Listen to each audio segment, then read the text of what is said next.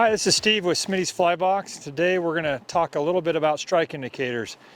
Not sure why strike indicators are so controversial in fly fishing, but it seems to get people riled up when you start talking about indicators. But if you want to start fishing with nymphs and get into that world, a strike indicator is an important component to that. So I wanted to just introduce the different types of strike indicators, and the most important point is choosing the right strike indicator for where you're fishing. And that's where people, I think, make mistakes, is you want to pick the right indicator for the water type and the types of flies. Your indicator and your flies have to work together.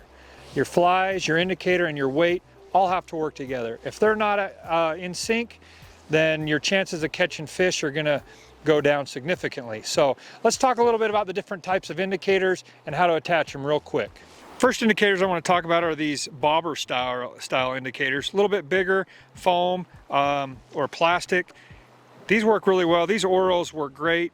They've just got a little slot there that you can just take your leader and just run it through that slot like that, and then just screw down the other half and it'll tighten right down. That's going to float in line there like that. So that works really well. It'll tighten down on really light leader like that. So I really like that one for the bigger ones. We also have these corkies that I really like too. I call them corkies.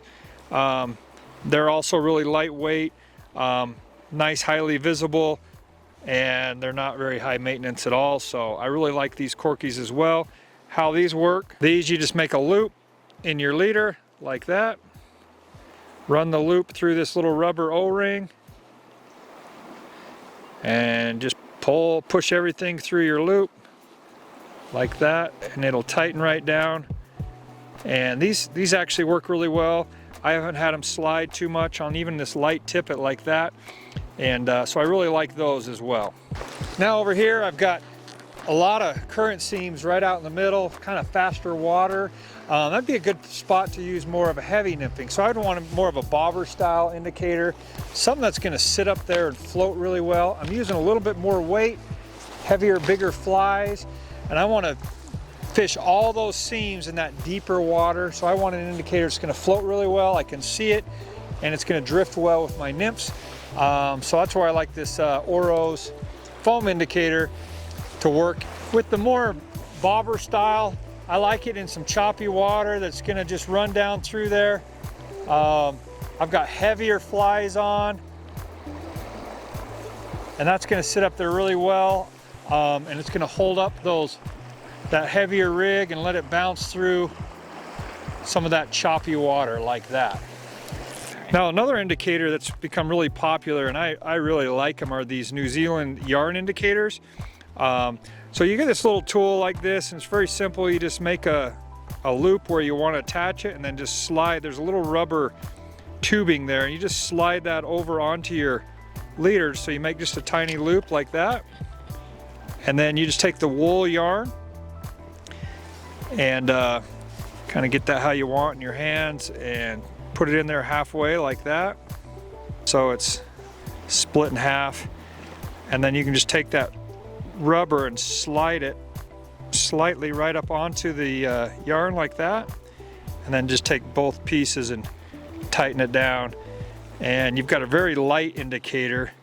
And I find myself using these more and more, and really they are pretty slick there. So if you look here off to my left, you kind of have this nice long flat water right there, and it's right off the edge of that riffle right there. That's going to hold quite a few fish. I've already looked at it. It's a little bit shallow. There's kind of some mossy edges. So I just want to suspend a nymph right along the edge there. So I'll show you a little bit about fishing with a light nymphing rig with this little yarn indicator. I haven't seen any fish rise, but I know there's some mossy edges along here. So trying to plop down a big indicator with weight is just not going to work. So I have this more delicate situation where I need to be a little more stealthy in here, but I know there's fish hanging off the edge of this fast water right here. So I really like this light nymphing setup because I can just suspend a nymph. I just have a light little bead head, you know, just 3 feet or so below this little yarn indicator, and I can fish this whole long flat here, and it really feels like I'm dry fly fishing. It's very easy to cast, it's really comfortable, a lot of fun, and I'm just kind of watching that little yarn indicator, which is kind of like watching a dry fly. It's gonna work and let that suspend, and I can move that indicator really up and down, just judging the depth right here, and just suspend that little nymph right off the bottom there. And that yarn indicator is very sensitive.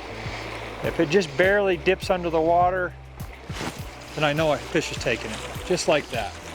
Barely dipped under the water. See how if I try to use a big indicator, how it really plops on the water, makes a big old splash. It's going to be really difficult to nymph effectively in the shallower, softer water where I'm going to spook a fish. That indicator is just overkill for this situation. So I think the really important thing to consider when choosing an indicator is the type of water you're fishing, the types of flies you're using. So I like to break down nymphing into 2 different categories. You've got light nymphing and heavy nymphing.